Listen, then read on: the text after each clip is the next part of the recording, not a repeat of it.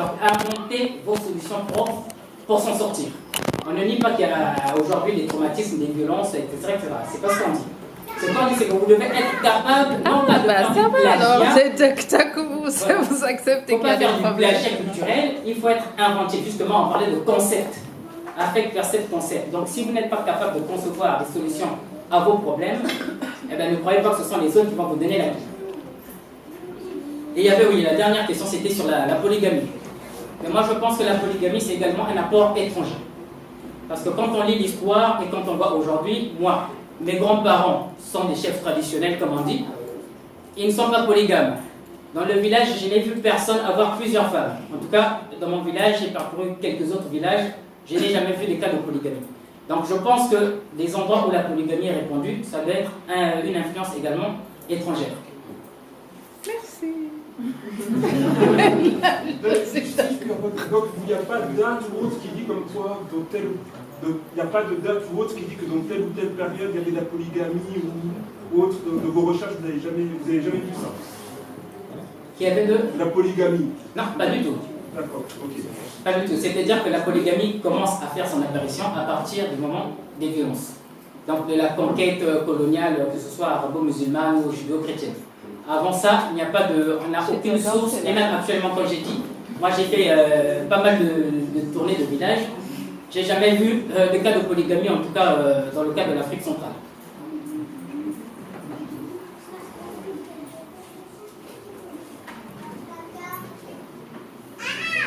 Bonsoir, merci pour votre intervention. J'ai une question par rapport au Zikou et au Makwela. À savoir, vous avez dit que le Zikou, on prenait toujours en compte les enfants parce qu'ils faisaient entièrement partie du Zikou, mais vous avez aussi parlé du fait qu'on devenait divin à un moment donné, donc j'arrivais plus à savoir si c'était au moment du Zikou ou au moment du Makwela pour être capable de concevoir. Juste pour voir un petit peu où se situent les enfants dans ces deux catégories. En fait, ça peut arriver avant ou après. Parce que la logique, en fait, les étapes à suivre en temps normal, c'est vous vous trouvez, vous vous aimez et vous décidez de vous unir. Mais avant ça, avant le Makwela, logiquement, vous ne devez pas avoir d'enfant. Parce que l'enfant n'est pas sous votre responsabilité seulement, l'enfant appartient à toute la communauté. Donc si vous allez faire des enfants n'importe comment et autres, ça veut dire que ça peut être des individus isolés, donc dégénérés. Il peut arriver un truc et puis, pourquoi je vais m'en occuper? J'ai pas été informé de. Voilà pourquoi on fait d'abord le Makwela, donc l'alliance, on se met d'accord, bon voilà, c'est officiel, ils ont ça, et après ils peuvent avoir des enfants. Mais il arrive des cas aussi où ça se fait avant. Vous pouvez avoir des enfants. Par contre, pendant le Makwela, quand les familles se mettent d'accord, eh ben, vous devez apporter des amendes. Vous devez régulariser en fait la situation illégale, pour ainsi dire.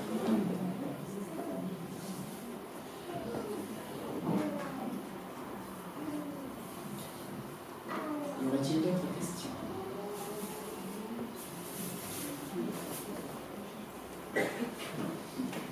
Bonsoir, je vous remercie pour votre intervention.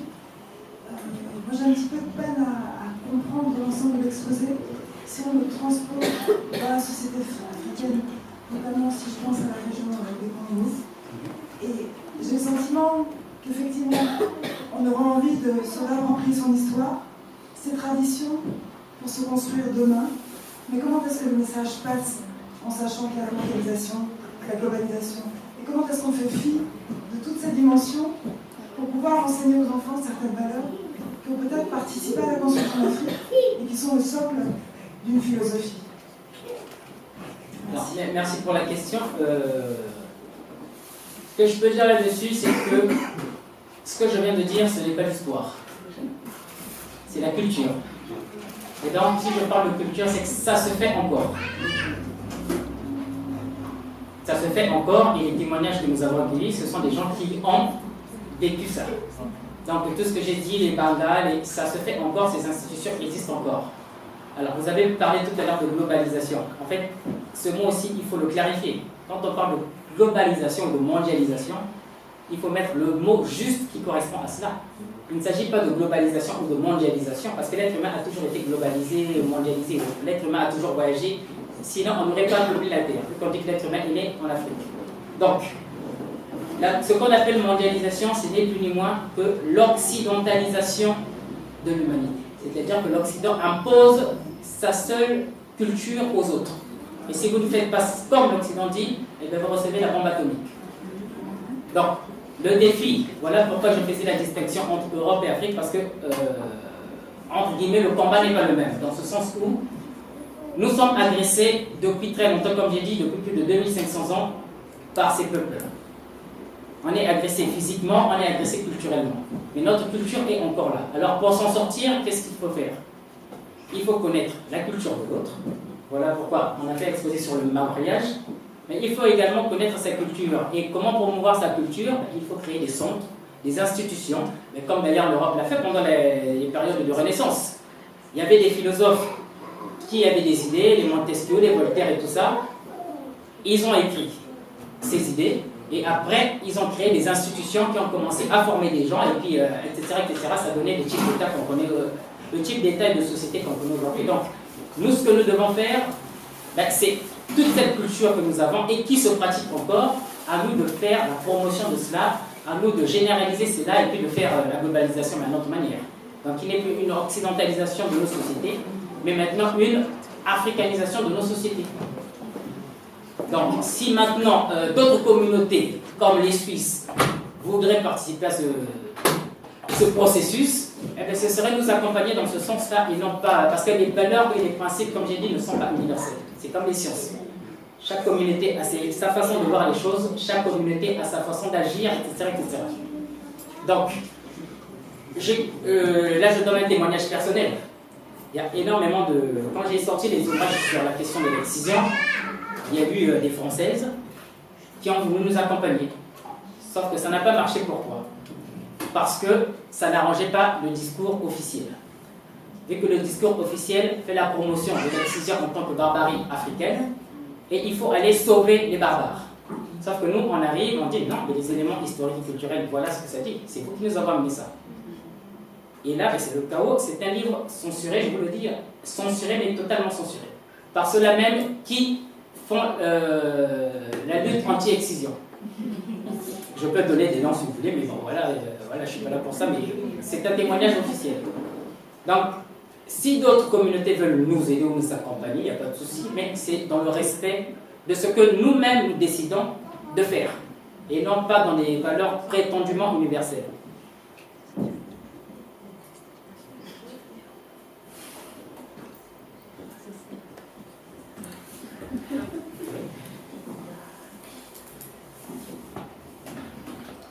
D'autres questions?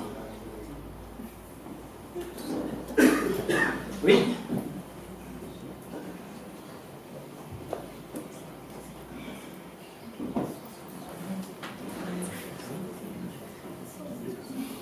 Merci pour votre intervention. J'ai beaucoup appris par rapport à votre conférence. Mais j'aimerais savoir, donc du coup, on fait quoi? Parce que Marie, on se parle plus.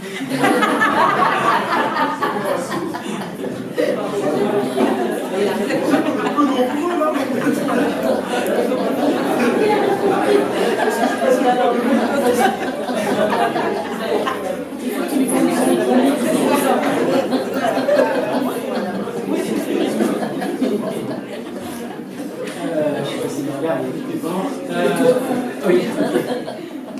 Non mais on rigole, mais c'est une question très intéressante parce que l'objet de la conférence était justement pour démontrer que nous ne devons pas nous marier, mais nous devons faire le makwela.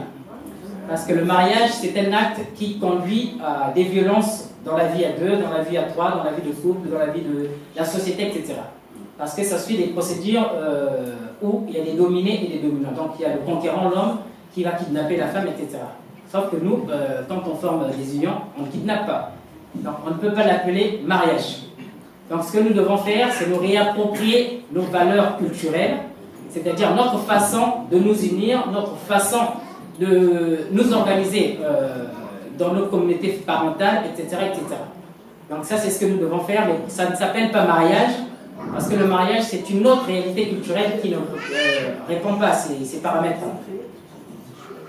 Je ne sais pas si j'ai bien entendu la question. Non, parce que la dialectique, il n'y a pas de problème.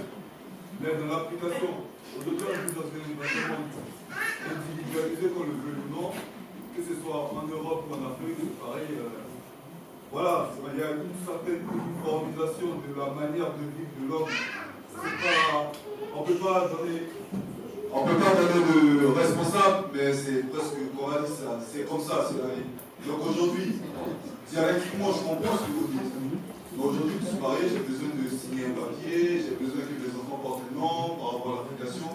C'est pas juste un mot, c'est tout un style de vie qu'on a adopté parce qu'on s'est dit que c'est la meilleure manière de vivre. Alors, si on ne va pas dans ce sens-là, concrètement, on fait quoi? Moi, je suis avec ma peau.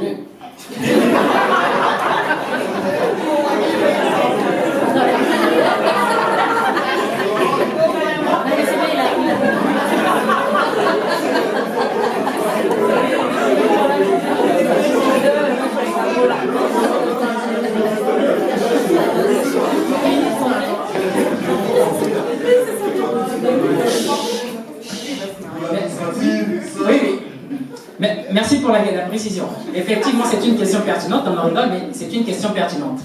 Le problème qui soulève, c'est quoi? C'est qu'on est par exemple ici en Suisse. La loi suisse nous demande d'aller à la mairie si on veut avoir, comme il a dit, des documents officiels, etc., etc. Alors, comment faire? Je crois que ça va dans le sens de la réponse un petit peu que j'ai apportée à madame. Le problème, c'est qu'aujourd'hui, nous sommes à terre. Aujourd'hui, nous sommes faibles. Nous sommes quasiment la seule communauté sur cette planète à ne pas avoir de communauté, à ne pas nous organiser. Parce que vous allez chez les Arabes, ils sont organisés. Vous allez chez les Juifs, il y a des communautés juives qui défendent leurs intérêts partout où ils sont et qui imposent. Moi, je vis en France. Vous allez dans les supermarchés, vous avez des rayons entiers. C'est pourtant des magasins français. Vous avez des rayons entiers halal. Donc, le manger d'après les lois musulmanes. Comment ils ont fait pour imposer ça? C'est d'abord parce qu'ils sont organisés, ils ont des valeurs d'après le Coran, ça crée une communauté et cette communauté est capable, partout où elle se trouve dans le monde, d'imposer le point de vue de cette communauté.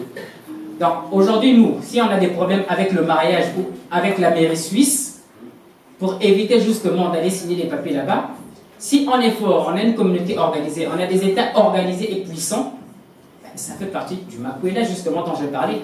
On doit créer des actes diplomatiques en disant, bon voilà, moi ma communauté, elle ne va pas dans ta mairie, parce que chez moi, voilà ma façon de faire les choses. Tu es d'accord, on est d'accord, on signe. Donc ce qui fait quoi? Ce qui fera que la communauté africaine ici en Suisse, eh bien, elle pourra organiser ses Makwela tranquillement et ne pas dépendre du système, du modèle suisse. Mais pour faire ça, il faut d'abord s'organiser en communauté. Il faut avoir déjà des valeurs à la base, il faut avoir des États forts, etc. etc. Mais aujourd'hui, on est totalement désorganisé. Donc on ne peut rien faire. La seule chose qu'on puisse faire, c'est d'entrer dans le rang de ceux qui nous accueillent. Donc on va aller chez les Suisses, on va donner le nom à nos enfants en fonction de la loi suisse, on va faire ceci en fonction de la loi française. Donc, parce qu'on n'est pas organisé tout simplement. Et ça, le même problème, si vous allez en Amérique, les Afro-Américains ont le même problème. Ils ne sont pas organisés en communauté, alors qu'il y a des communautés latines, des communautés chinoises, etc., qui arrivent à imposer leur culture, leur mode de vie, ça devient même internationalisé, etc. Mais chez nous, qu'est-ce que l'on fait? Rien.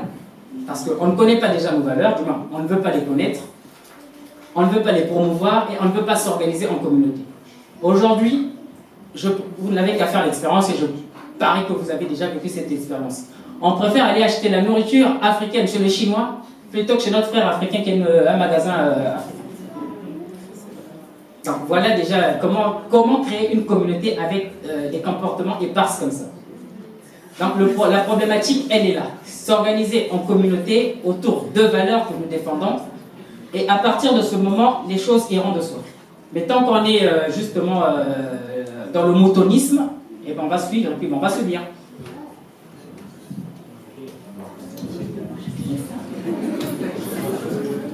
J'ai déjà le micro. Pour aller plus loin à Mouna, je voudrais dire par exemple, lorsqu'on voit même dans les films occidentaux, un occidental il peut être à l'autre bout du monde chez les Papous, ils sont que deux, mais s'ils décident de se marier, ils perpétuent leur tradition. Ils vont même prendre un Papou, lui dire de répéter je vous unis sous la blablabla. C'est ça. Donc c'est pour dire que lorsqu'on a une culture, on ne doit pas avoir de limites et on ne doit pas se conformer aux valeurs des autres. Ils ne s'adaptent pas aux papous, ils préservent leur culture. Même s'ils sont perdus au milieu de nulle part, ils préservent leur culture. Donc nous devons ne pas avoir peur également de nous préserver et d'être jaloux de cette culture. Voilà pour moi. Merci.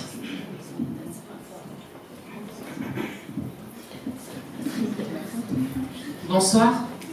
J'ai une question par rapport à l'union, le Makwela. Quand il y a union entre deux personnes, donc deux Africains, je dirais, comment ça se passe au niveau du nom? Parce que dans le mariage occidental, la femme prend le nom du mari. Donc chez nous, comment ça se passe? Alors, le principe, si vous lisez mes travaux, le livre d'Onami par exemple, il y a ce principe qui dit que chaque individu humain est unique en son genre. Donc chez nous, quand tu as le Makwela, justement, c'est l'alliance de deux familles. Ce n'est pas l'assimilation d'une famille ou l'intégration d'une famille par une autre. Donc la femme, elle garde son nom et le mari garde son nom. Et les enfants prennent le nom de qui? Les enfants, chacun de nous est unique en son genre, je répète le principe. Les enfants ont leur nom propre. Donc chez nous, je donne mon exemple personnel, voilà, mon père a un nom, son petit frère a un autre nom. Chez nous, il n'y a pas de nom de famille comme ici. Ça, c'est depuis qu'on est justement, comme disait le monsieur derrière, depuis qu'on fuit l'état civil à l'occidental, qu'on est obligé de donner le nom du père à l'enfant, le nom de la mère, etc. Chez nous, chacun porte son nom personnel. On a beau avoir le même père, la même mère, mais chaque enfant a son nom alors. Merci.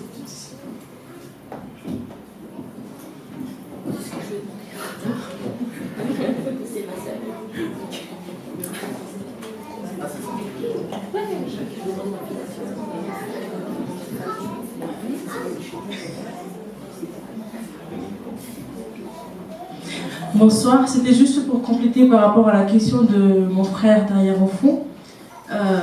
C'était juste voilà, pour dire que quand on a la volonté, on peut vraiment faire ce qu'on a envie de faire. Là, je vais donner mon exemple par rapport à moi, personnellement. Je suis mariée en France, j'ai 2 enfants. Chez nous, on dit que quand on arrive dans un village, si vous trouvez que les gens sur place commencent par danser avec le pied gauche, il ne faut pas commencer par danser avec le pied droit. Quand vous êtes dans un pays étranger où vous ne pouvez pas pratiquer votre culture à 100%, la première des choses est de respecter les lois. Vous pouvez très bien, par exemple, vous marier entre guillemets à la mairie suisse, respecter les lois suisses, mais compléter aussi avec votre propre culture. Moi, je me suis mariée en France, mais je ne porte pas le nom de mon mari. Je porte mon propre nom. Si en France, cette possibilité-là ne m'était pas donnée, croyez-moi que j'allais tout faire pour aller me marier dans un pays où on me permet de garder mon nom et, par la suite, transférer le mariage en France. Et ça allait me permettre de garder mon nom. Concernant les enfants, mes enfants par exemple, ils ont chacun 8 noms. Ils portent, selon la loi française, le nom du père et de la mère, parce qu'on nous le permet maintenant depuis à peu près 10 ans. Avant, ce n'était pas possible, c'était que le nom du père. Mais je leur ai donné les noms selon ma tradition, des noms de ma famille et des noms par rapport au contexte de leur naissance. Donc voilà, c'était juste pour dire que si vous voulez, vous pouvez très bien le faire. Vous pouvez très bien combiner les deux cultures entre guillemets. Voilà, c'était tout. Merci.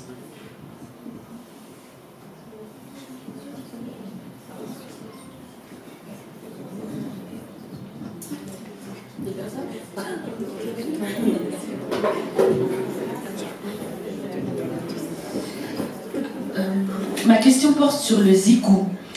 Donc toi tu parlais d'une union de 2 personnes et puis qu'il y a l'affect, le percept et le concept. Et moi j'aurais voulu connaître ton opinion sur les unions interculturelles. Très bonne question. Très bonne question parce que quand on parle d'interculturel, ça signifie qu'il y a plusieurs cultures. Alors déjà il faut clarifier les choses. Les cultures sont... je ne dirais pas continentale, mais comment expliquer ça? C'est-à-dire que chaque nation a sa culture. Mais dans une nation, il y a plusieurs peuples. Donc une nation est composée de plusieurs peuples, mais ils partagent une unité culturelle. Voilà pourquoi, pour ceux qui ont lu le livre, on l'a pas aujourd'hui, le noir, là je démontre que ce soit l'arabe, que ce soit le français, que ce soit le chinois, ils partagent la même culture. Même si chacun fonctionne après dans l'application à sa façon propre. Donc, chaque peuple a sa culture. Maintenant, quand on parle de mariage interculturel, il faut situer les choses. Est-ce que c'est entre, par exemple, un Zoulou et un Wolof? Là, il y a unité culturelle. Donc, il n'y a pas interculturalité. Alors, si par exemple, c'est entre un Zoulou et un Français, là, justement, il y a interculturalité. Alors là, justement, il nous suffit d'appliquer les principes que j'ai donnés. Affect, percept, concept. Au niveau de l'affect, il n'y a pas de souci, vous pouvez vous aimer. Au niveau du percept, les problèmes commencent. Est-ce que vous percevez les mêmes valeurs? Est-ce que vous percevez la même vision du monde? Est-ce que Au niveau du concept, c'est la même chose. Si vous vous mariez, par exemple, on va dire dans les années 1700 ici en Europe, la femme, elle n'avait le droit de rien faire. Dépendait totalement de son homme. Est-ce que vous, en tant que Zoulou ou en tant que je ne sais pas qui, vous acceptez ça? Donc, si vous acceptez de rentrer dans sa culture. Si vous n'acceptez pas, ben, voilà. Le concept, c'est pareil. La créativité. Est-ce que vous avez le droit de travailler? Est-ce que donc, c'est simplement appliquer des éléments culturels, mais pour cela, il faut connaître cette culture dont on parle. Parce que si vous ne connaissez pas la culture et vous vous dites, comme aujourd'hui, on nous pompe un petit peu tous les jours maintenant la télé, l'histoire des droits de l'homme, je ne sais pas, les droits universels, etc., ça n'a rien d'universel. Ça n'a rien d'universel. Donc, c'est endogène, la culture, comme j'ai dit, c'est endogène à chaque nation. Donc, quand vous vous rencontrez, il n'y a pas de problème, mais est-ce qu'il y a compatibilité au niveau du percept, de l'affect, du percept et du concept? Ce sont les seules questions à se poser. Si ces questions sont réglées, ben, après, il n'y a pas de souci.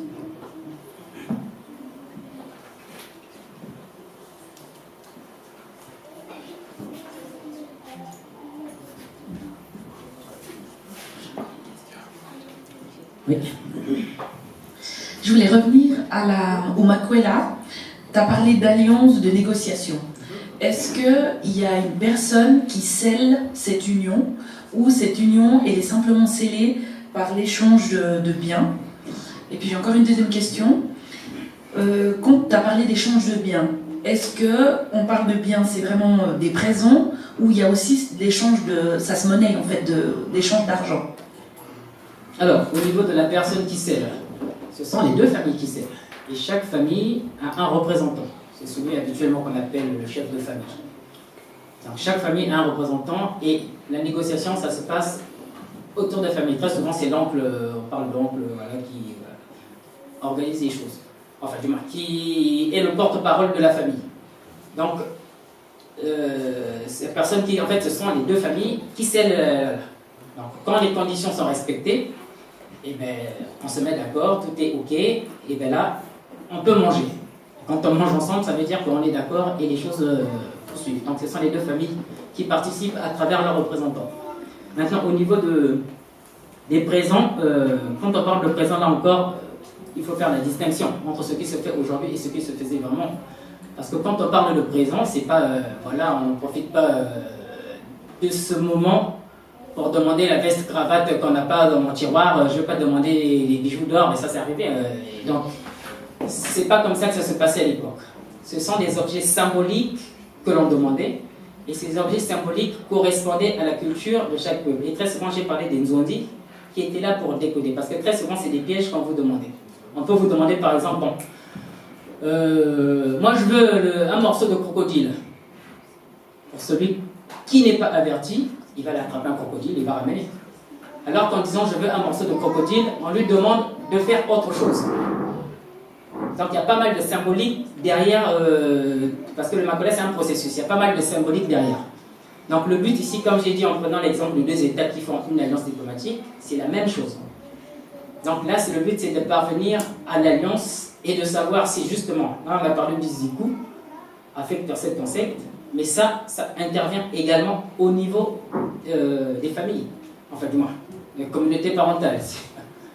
Donc ces deux communautés parentales doivent s'entendre, elles doivent savoir si elles partagent les mêmes valeurs, donc le percept, et elles doivent savoir s'il est possible qu'elles collaborent, donc le concept. Donc si tout ça est OK, c'est... Voilà. Mais au niveau des présents, ce n'est pas ce que l'on voit aujourd'hui, c'était des choses symboliques qu'on demandait pour montrer à chacun que je te connais et tu me connais et on est capable d'avancer ensemble.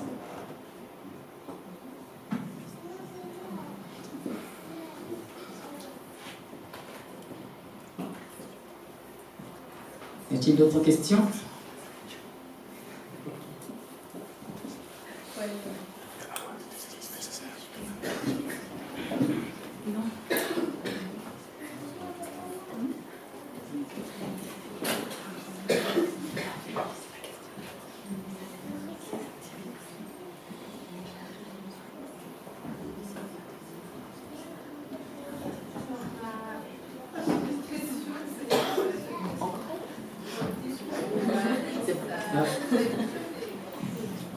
Plus fort.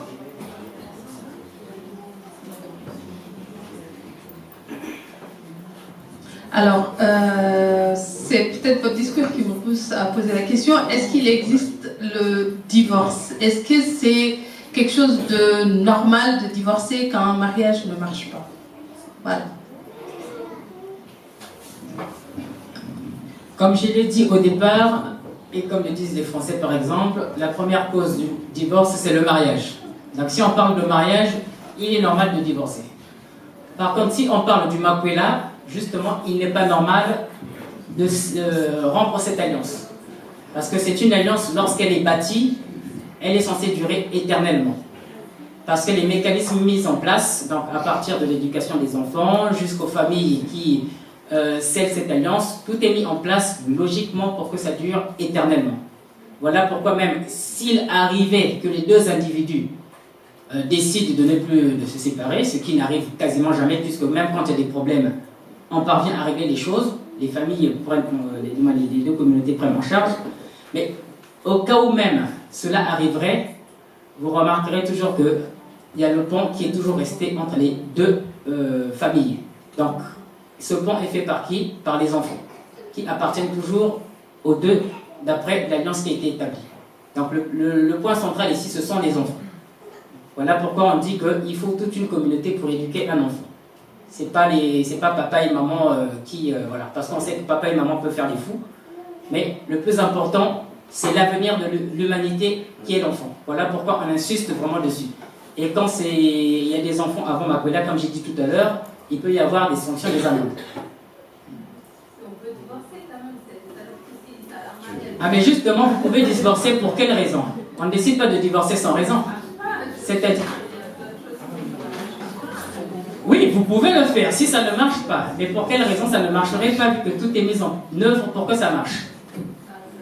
Vous pouvez le faire, mais ça arrive rarement parce que tout est dès le départ est mis en œuvre. Parce que dès votre naissance, dès votre conception, on vous éduque dans ce système de solidarité.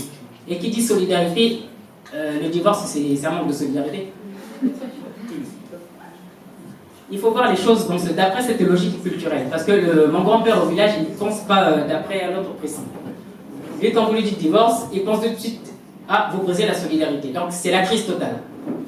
Voilà pourquoi ils font tout. Dans ma propre langue, il y a un proverbe qui dit que reste le dagui, serre le dagui. Ça veut dire qu'on peut, c'est légal de se marier, c'est légal de se divorcer. Donc, ça veut dire qu'on est des êtres humains. Justement, c'est ce que j'ai dit. Il est possible de divorcer. Mais le problème, c'est qu'on ne divorce pas sans raison. Je ne sais pas, moi, si aujourd'hui, si vous êtes en couple ou marié, et vous vous réveillez un matin, bah, tiens, chérie, je m'en vais. Ça n'a pas de sens. Ça veut dire que bon, c'est un autre problème. Voilà. Si vous parvenez à faire ça, ça signifie qu'il n'y a pas eu la préparation préalable dont j'ai parlé, les chitsumbi, les bangé et autres. Donc ça, c'est l'histoire de Cupidon où le couple, ben, c'est quelque chose de... C'est un accident. Ah tiens, je te rencontre, c'était tellement bon, je suis du divorce. On divorce, voilà, on divorce pour une raison, on ne divorce pas comme ça parce que...